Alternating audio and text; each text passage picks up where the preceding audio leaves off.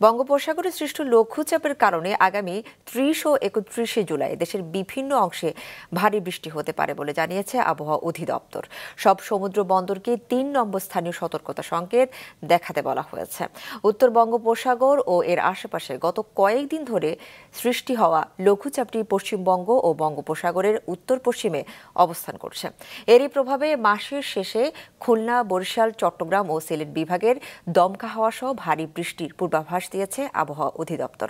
তারা জানান, রাজধানীতে আগামী সোমবার বৃষ্টি হতে পারে। অন্যদিকে রাজশাহী ও রংপুর বিভাগের উপর দিয়ে বয়ে যাচ্ছে মৃদু তাপপ্রবাহ। ৩১ তারিখের দিকে বৃষ্টিপাত বিশেষ করে খুলনা, বরিশাল, চট্টগ্রাম বিভাগ, সেই সাথে রংপুর, ময়মনসিংহ এবং সিলেট বিভাগে বৃষ্টিপাতের প্রবণতা কিছুটা বেশি হতে পারে। আজকে এবং আগামীকাল সেই চান্স ঢাকাতে কিছুটা হলেও কম, তবে পরের দিন ঢাকাতে বৃষ্টিপাত হওয়ার চান্স বেশি আছে।